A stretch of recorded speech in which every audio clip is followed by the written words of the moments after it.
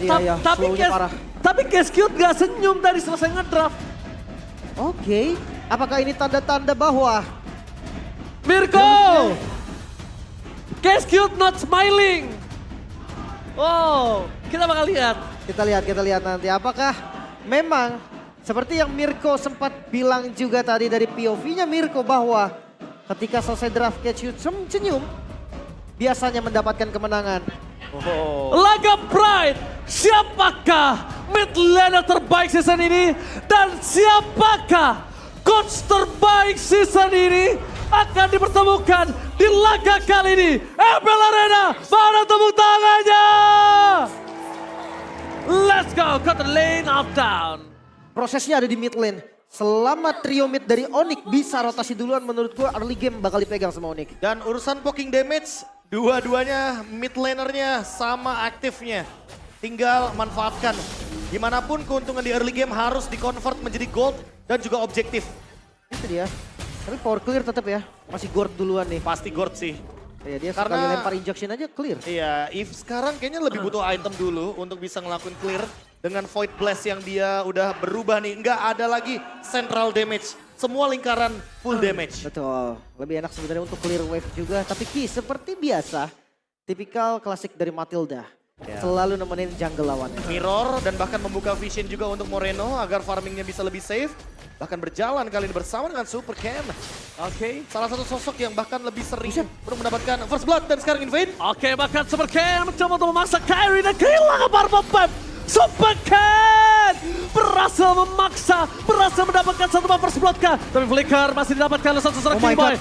Dengan adanya Sorizo memaksa maju ke arah dalam, tapi Keyboy still survive. Memang jam terbang gak bisa bohong. Agresivitas yang sangat-sangat mengagetkan Bigetron. Dengan adanya Gaiden Wing yang dibawa Dino. Punya retribution dan dia dapetin purple. Bukan tanpa alasan, Ki dengan 6 kemenangan Matildanya 100% win rate. Kali ini tentunya berada di tangan dari Bigetron Alpha, The Flying Dino. Yang sangat-sangat menjengkelkan dan bahkan membuat Super Ken mampu mendapatkan level yang kelima di bawah menit yang kedua. Yes, bahkan lihat Keyboy di sana terpaksa mengeluarkan flickernya. Memang laga pertarungan Pride kali ini, wow. Cukup menarik dan bahkan di depan sana Keyboy mencoba untuk mencari level 4 terlebih dahulu. Biarkan Bahkan- dia coba bertahan, tapi lihat masih coba digocek begitu saja. Bahkan Keyboy mencoba untuk bertahan one last hit. Keyboy, oh my digocek! god! Keyboy! Keyboy, no way, gak ada cara untuk pulang. Sedangkan Lutfi membuat Sorizo ter-take down. Retribution Kyrie. from Kyrie! Take over, turtle from Kyrie. Membalaskan atas sakit hatinya dengan purple buff yang hilang. Wow, satu bos space yang terbuka kali ini dengan Parah. retributionnya Kyrie. Take over. Ke arah Turtle membuat kerugian yang tadi harusnya diterima Onyx sekarang mulai dikejar. Semua karena Sorizo terpick off. Seandainya Sorizo ada di sana, mungkin Suns dan Kyrie yang akan terancam. Tapi lagi-lagi mid lane-nya akan terkena pressure yang sama.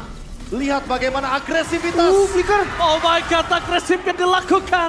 Bahkan Flicker harus dikeluarkan. Tapi mau tidak mau pertukaran di kali ini cukup adil. Laga baku hantam. Agresivitas yang dikeluarkan dari kedua belah sisi. Bahkan Keyboy membuat Key terperangkap dan cewek. Terbakar oleh Eman bersama dengan Super Ken. Gak ada jalan untuk pulang. Wow, aku seperti melihat pertandingan entertainment yang sangat-sangat luar biasa. Apakah ini cikal bakal grand final nantinya? Oh, preview yang terlalu cepat menurutku. Tapi ini dia. Tandingan yang sangat intens dengan talent prediction. Ada beberapa yang 2-0, ada beberapa yang 2-1 juga. Dan aku kalau melihat agresif seperti ini berharap ada 3 game yang intens. Ya, ada 3 game yang intens. Apalagi kita tahu ada Lim di sini.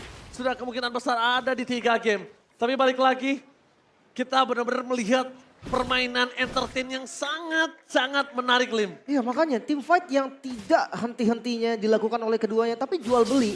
Bukan yang one sided.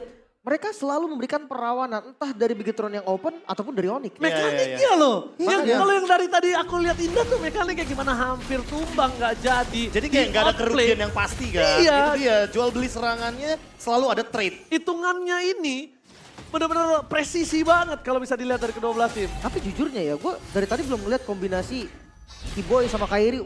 Lutfi. Out of nowhere Lutfi di arah bottom lane dimakan. Moreno dan Sorizo kali ini.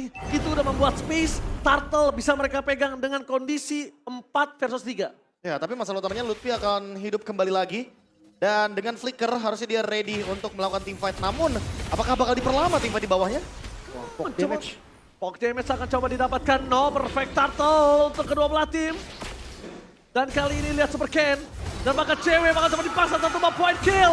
Sphere of Distraction dan satu ball point kill kembali. Harus menumbalkan Ki. Is it worth it? Kalau dapat plating oke sih. Oke kalau dapat plating, cuma kalau bisa untuk 2 menit ke depan emannya nggak boleh tumbang. Karena kalau emannya tumbang lagi dan ceweknya masih hidup, malah cewek yang farming dan mengejar ketertinggalan untuk ketika kita ngomongin soal ofensivitas Ki di bagian top lane. Flask of the assist jadi bonus setelah dia mendapatkan assist di bagian top lane. Tapi kali ini lihat pressure-nya Onyx yang kehilangan satu turtle, di setup turtle yang kedua gak mau kehilangan tempo. Mereka masih mau untuk menjual beli serangannya. The Flying Dino kali ini menuju ke arah seorang Kyrie. Akan coba dimakan begitu saja. Bertahan tapi ternyata ke arah yang lain. Fokus di depan sana berhasil mendapatkan triple stun. Combo-combo coba oleh seorang Moreno. Mereka mau defensive, ada slash for nothing. Tapi nampaknya Kyrie kali ini terperangkap dengan permainan dari Bigetron. Belum ada tumbang sama sekali. Memaksakan ke arah belakang. Dan lihat, gak ada korban jiwa. Masih bisa selamat dari kedua tim.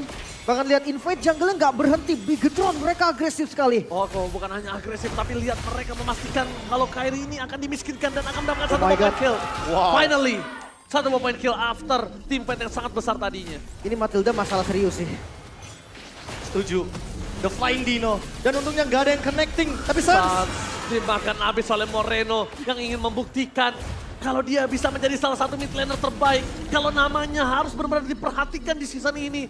Dan bukan tanpa alasan dia berada di peringkat pertama. 7 berbanding 3 poin kill. Yang didominasi cukup telak oleh Bigetron bukan hanya dari poin kill, Be. Lihat goldnya. Iya, goldnya sekarang menuju ke 5.000. Bahkan invade jungle lagi nggak berhenti dari Super Ken sejak di menit yang pertama.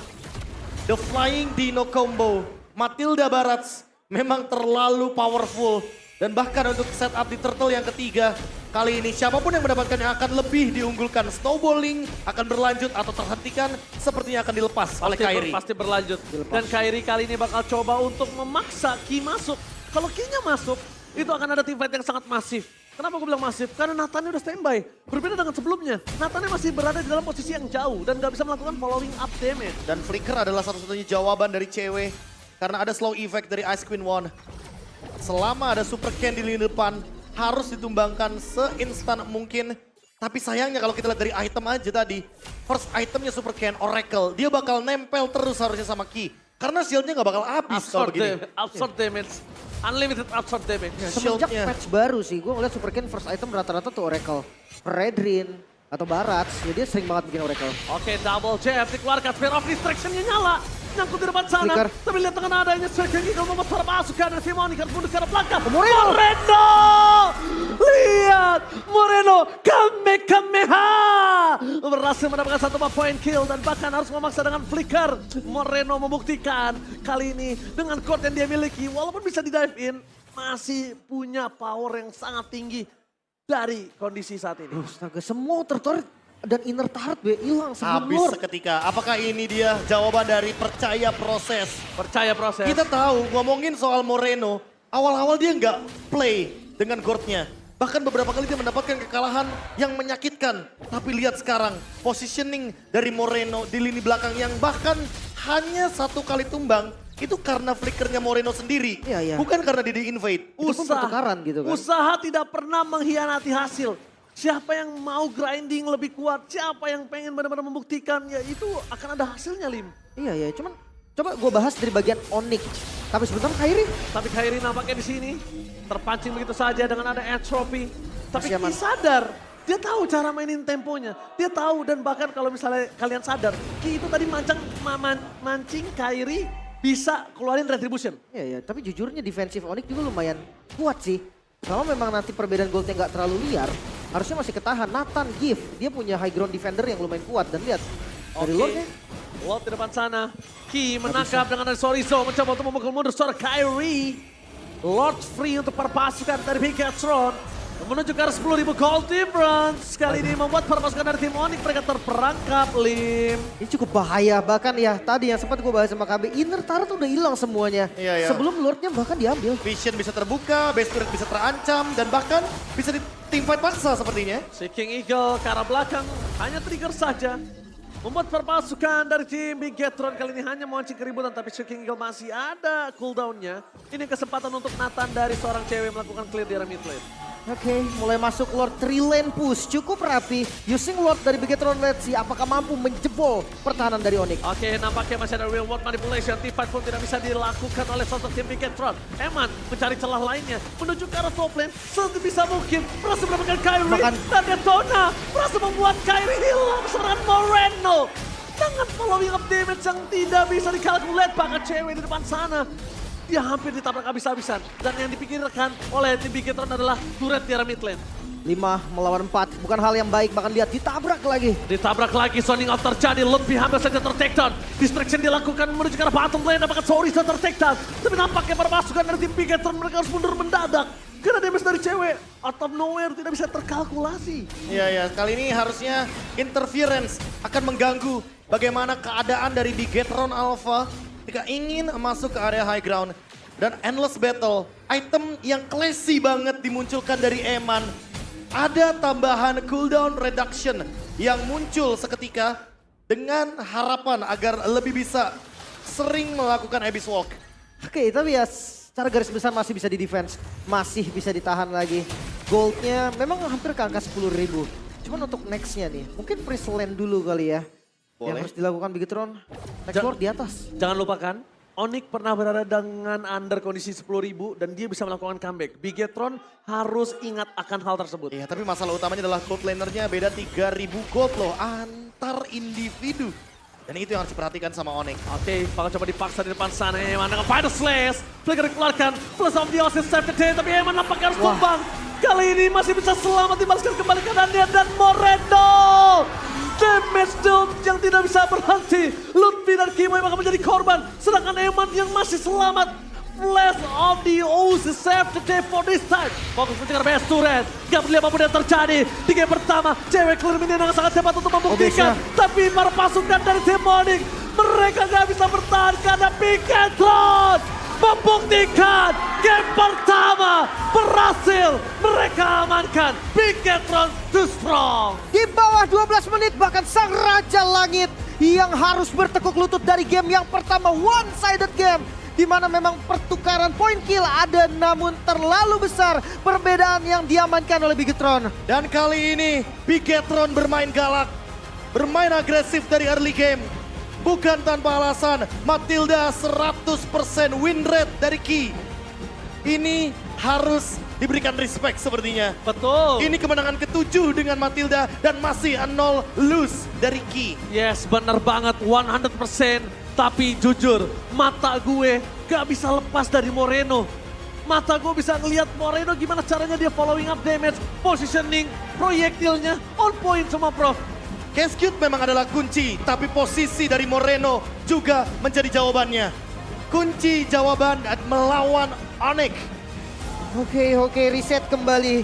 Best of 3 series. Kita sudah melihat one-sided game di match yang kedua. Bahkan bertukar dari one-sided gamenya di game yang kedua.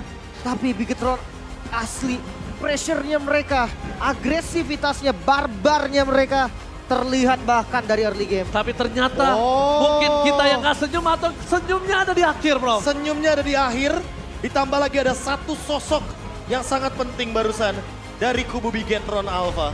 Yes, Bigetron